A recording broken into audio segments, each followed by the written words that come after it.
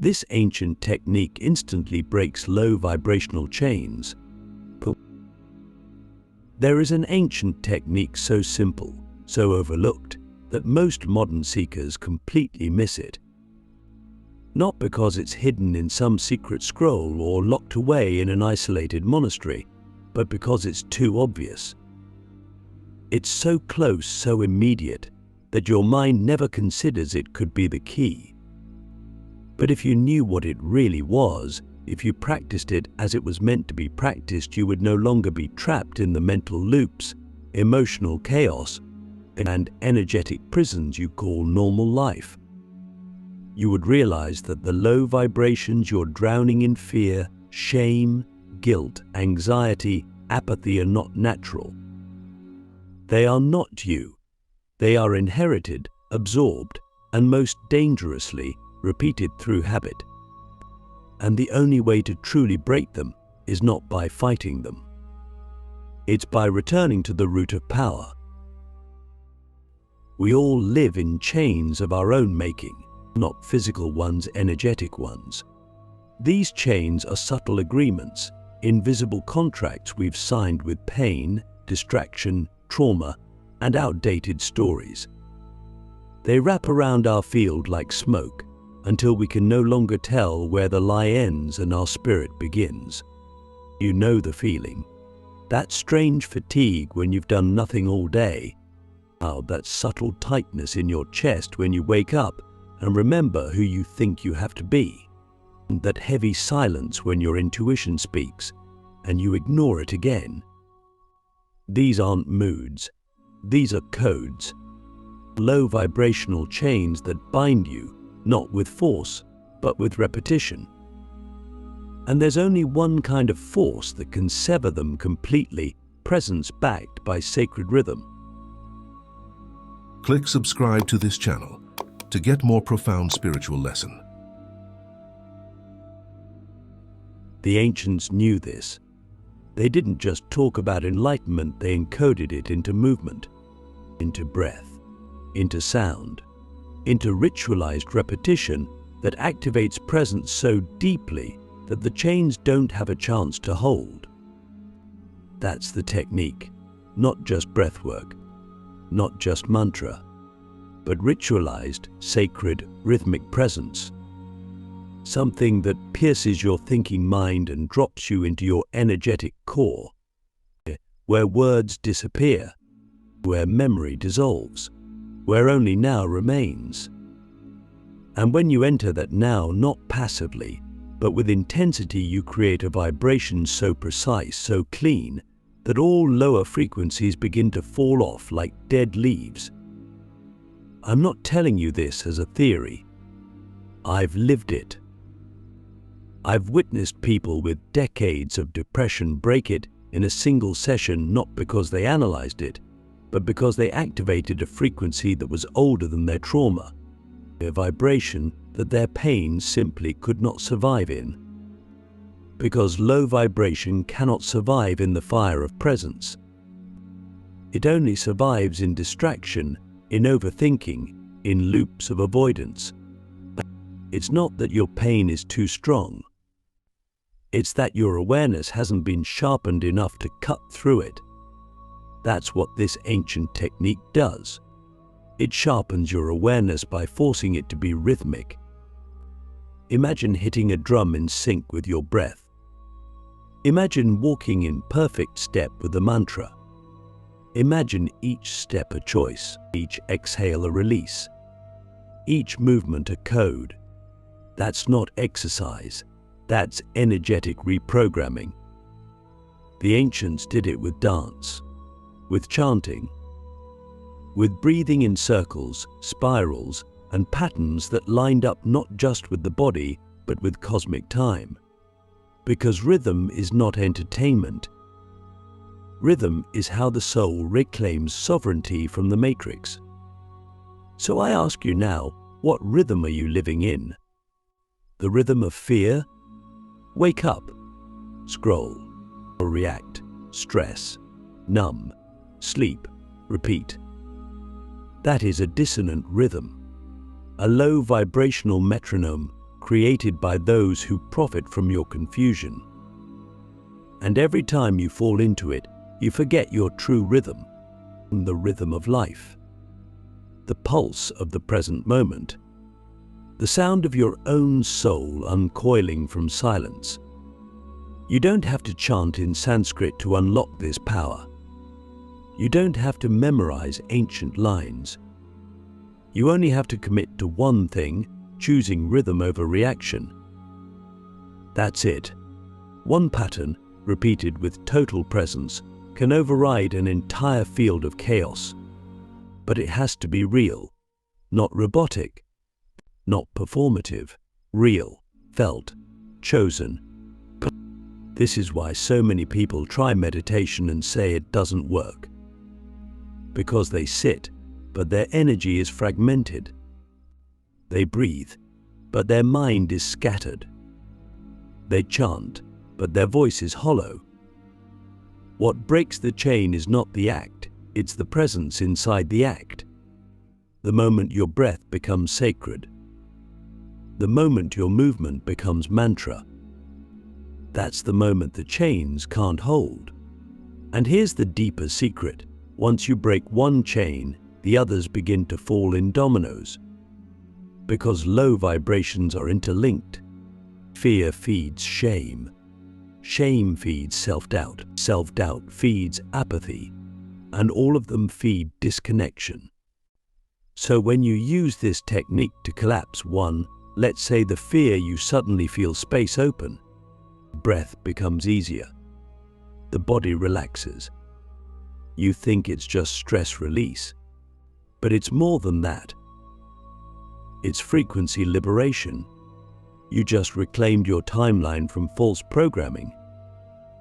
The first time I guided someone through this ancient pattern, just 10 minutes of rhythmic breath paired with slow, grounded movement, they cried, not from pain, from remembrance.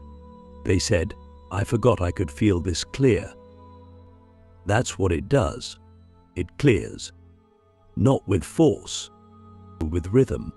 And once you learn to generate that rhythm for yourself, you'll never need rescuing again. So now the question becomes, if the technique is this simple, why don't more people use it? Why is it hidden behind culture, complexity, and centuries of spiritual noise? That's what we'll uncover next. Why modern life keeps you addicted to low vibration and how to escape the loop. You were never meant to live like this, constantly stimulated, endlessly distracted, pulled in 100 different directions by screens, stories, opinions, and obligations that don't even belong to you. Your body is present, but your energy is scattered. Your soul is waiting, but your mind is locked in survival. This is not by accident, it's by design. Modern life is not just chaotic, it's engineered to keep you addicted to low vibration. And if you don't see that clearly, you'll keep mistaking noise for purpose, exhaustion for accomplishment, and numbness for peace. That's the loop. That's the trap. And if you want to truly break free, you have to understand how it operates. Low vibration isn't just a feeling. It's a system, a programmed rhythm that keeps you slightly anxious, mildly disconnected, and always searching for something just out of reach. It starts the moment you wake up and reach for your phone before your breath. You scroll not to learn, but to distract. Not to feel connected, but to fill a silent emptiness that no app can solve. And it continues through your day. You rush, you react, you multitask. You answer people out of obligation, not truth. You say yes when your soul is screaming no. And all the while, your vibration lowers slowly, subtly, until it becomes your normal. But what if I told you this normal is actually a synthetic state created by centuries of disconnection from rhythm, stillness, and sacred presence? You see, when your energy is disordered, it's easier to control. And when your mind is fragmented, it's easier to program. That's why you're always being sold solutions, because if you felt whole, this system would collapse. No one profits from your healing. No algorithm rewards your stillness. And so, you are pulled, moment by moment, away from your center. The ancient technique we began exploring in part 1 is the exact opposite of everything this system teaches you. It isn't rushed. It isn't flashy. It doesn't promise quick results. It requires stillness, repetition, presence, all the things that low vibration cannot survive in. But that's why it works. And that's also why it's been hidden under layers of superficial spiritual fluff and 10-step methods that keep your ego busy but never reach your core. Because if you actually slowed down, if you actually started practicing this technique with full attention, you'd realize something shocking. You were never broken. You were simply living in a frequency that didn't match your soul. Escaping the loop doesn't mean abandoning life. It means changing your relationship to it. It means interrupting the automatic rhythms, noticing the precise moment your vibration drops and refusing to allow it to spiral. You must become a guardian of your own frequency, not once a month during a retreat, but moment to moment. That's what this path demands. Because the forces that feed low vibration are tireless, but they don't rest. But neither does your soul. Let's be honest, most people never escape because the loop gives them an identity. They're used to being tired, used to being anxious, used to chasing the next thing, and the thought of stillness terrifies them. Because when you become still, you face yourself. And for many, that confrontation feels worse than the pain they know. So they stay in motion. But motion without direction is the death of spirit. And you're not here to die spiritually. You're here to resurrect. How do you begin? Not with a 5-year plan. You begin by interrupting the rhythm. Every time you choose conscious breath over a reactive word, you break the loop. Every time you walk slowly instead of rushing, you break the loop. Every time you speak only when your energy is clear, you break the loop. These are not small acts. They are vibrational revolutions. And they matter more than you can possibly imagine. Because here's the truth. Your vibration is your signature. It's what you broadcast to the field. It's what determines what you attract, what you repel, and what you become. And if your signature is written in fear, you'll attract fear. If it's written in presence, you'll attract clarity. That's why this ancient technique is so powerful. It changes your signature by changing your state. And the more you practice it, the more the low vibration frequencies can't touch you. They still exist, but they can't hook you. You become invisible to them, untouchable. Not because you're avoiding the world, but because you've stopped vibrating in its dysfunction. So ask yourself right now, how much of your daily rhythm is truly yours? How many of your thoughts are born from silence, and how many are just echoes of noise you didn't question? That's the real spiritual inquiry. Not how do I fix myself, but how much of myself is actually me? Once you ask that question, you'll stop looking for new answers. And you'll start returning to the oldest one, the one hidden in your breath, your heartbeat, your walk, your silence. The one that breaks chains not by force, but by frequency. The breath of the ancients, the forgotten movement that activates higher frequencies instantly. There are ancient technologies that require no electricity, no language, no tool. They're encoded in your own body. They don't belong to any religion, any culture, or any lineage. They are older than all of its gifts, embedded deep in the design of human life, waiting to be reawakened. And the most powerful of these, it's not complicated. It's not exotic. It's something you've been doing since the moment you were born. Breath. Not just the unconscious inhale and exhale your body performs in the background, but conscious breath, ritualized breath, paired with sacred movement. This is what the ancients used to reset, to activate, to elevate. This was their temple. This was their medicine. This was their reset button when darkness became too heavy to carry. So why have we forgotten it? Because modern life taught us to live above the shoulders. Old became king. Breath became background noise. But if you stop right now just for 1 minute and take a single inhale with full awareness, you will feel it. The stillness, the reset, the memory. It's like your body recognizes something you never consciously learned. That's because this wisdom isn't taught, it's remembered.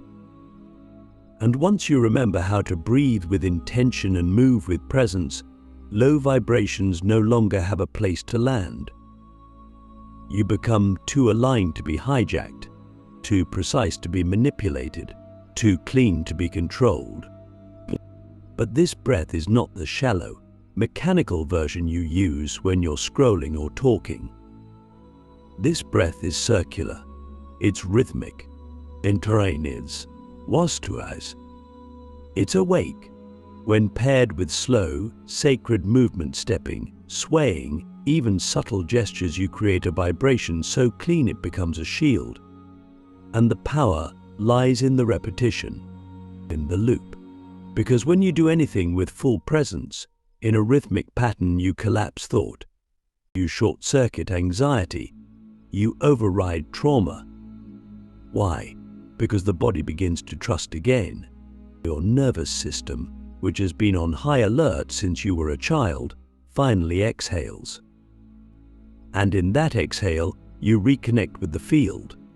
The real one, not the digital noise, not the societal structure, but the quantum intelligence that runs through everything. The ancients didn't need apps or gurus to find this. They danced it into existence. They sat in caves and temples and forests, and they breathed. Not to escape, not to transcend, but to reconnect. They knew that vibration was not just something you feel, it's something you become. And breath was the bridge. Let me describe what happens when you use this technique fully. First, the mind starts to dissolve. You stop narrating. You stop worrying. You begin to feel the raw sensation of being alive. Next, emotions begin to surface. All the ones you stuffed down: rage, sorrow, love. You were afraid to feel, they rise.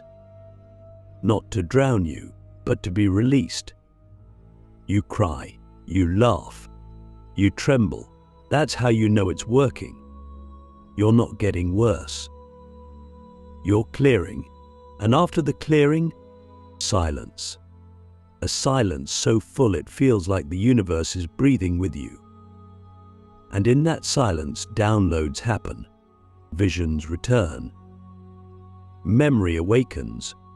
You don't need anyone to validate you. You know, you've touched the source again. But here's the part that matters most. You can do this anywhere. You don't need a teacher. You don't need music. You don't even need privacy. You just need breath and commitment. Even 5 minutes a day of circular, aware, rhythmic breath paired with gentle movement will begin to recalibrate your field. You'll start to notice you're not reacting as much. You're not draining as fast. People's chaos doesn't stick to you the way it used to. That's not luck. That's vibration. You've risen above the storm pattern. You've tuned your inner radio to a higher station, and now the noise below can no longer reach you. But most won't do it, not because it's hard, but because it's real, and reality requires courage. Most people would rather read about truth than feel it. But you're not most people. If you've come this far, it means you're ready to reclaim what was never lost, just buried. Beneath the stress, beneath the distraction, beneath the belief that you need someone else to fix you. You don't. You just need to breathe like it matters, because it does. So here is the simplest invitation you'll ever receive, and the most transformative. Close your eyes. Inhale with full presence. Let it rise through the belly, into the chest, into the throat. Hold for just a second, not to control, but to feel. Exhale slowly, with reverence, and repeat again and again. Let the rhythm choose you. Let the breath become the prayer. Let the movement become your message to the universe. I am here. I am clear. I remember. And just like that, the chains begin to fall. You'll never be the same again, living daily in a chain-free vibration. Once you've experienced the break once, even one low vibrational chain snaps under the force of your full presence, nothing feels the same again. You begin to see how much of your life was shaped not by truth, but by frequency traps, old conversations, ancient shame, guilt handed down like a family heirloom. You carried them because you thought they were part of who you are. But now you know better. Now you feel lighter. Now you remember. And from that remembering, a new kind of life begins, one where your baseline is no longer survival, but sovereignty. A life where you no longer tolerate the chains, not in yourself, not in your relationships, not in your energy field. But this new way of living, this chain-free existence, isn't automatic. It must be maintained. Because the world doesn't suddenly become quiet just because you found stillness. The noise is still there. The programs are still running. People are still vibrating in pain, and some of them will still try to pull you back into the loop. Not because they're evil, but because your freedom threatens the structure they unconsciously depend on. That's why your clarity must become your daily ritual, not a concept, not a philosophy, but a choice. Every morning, every conversation, every decision, you'll start to notice things others don't. You'll feel when a space is off before a word is even spoken. You'll know when someone's smiling but energetically attacking you. You'll sense when you're being pulled into an old pattern before it completes. That is the gift of a chain-free vibration awareness without effort. It becomes your second skin. And because of that, you live lighter. You speak less, but with more impact. You move slower, but with more purpose. You stop needing to prove anything because your field speaks for you. And when someone says you've changed, you'll smile, knowing they're only seeing you clearly for the first time. But here's the most important shift. You stop asking for permission to feel good. You stop waiting for circumstances to align before you choose peace. You stop apologizing for your energy being high when others are low. You stop making yourself small just to protect people's projections. Because you finally understand, your light does not hurt others. And their resistance to their own light is what hurts. And your job is not to dim for their comfort, it's to lead by resonance. Quietly, naturally, unapologetically. This is how a chain-free life ripples outward. It's not loud, it's not dramatic, it's energetic leadership. It's walking into a room and shifting the atmosphere simply by being whole, It's watching other people begin to breathe deeper just because you're grounded. It's knowing that you're not trying to save anyone but still healing people just by being you. And if they're ready, they'll ask.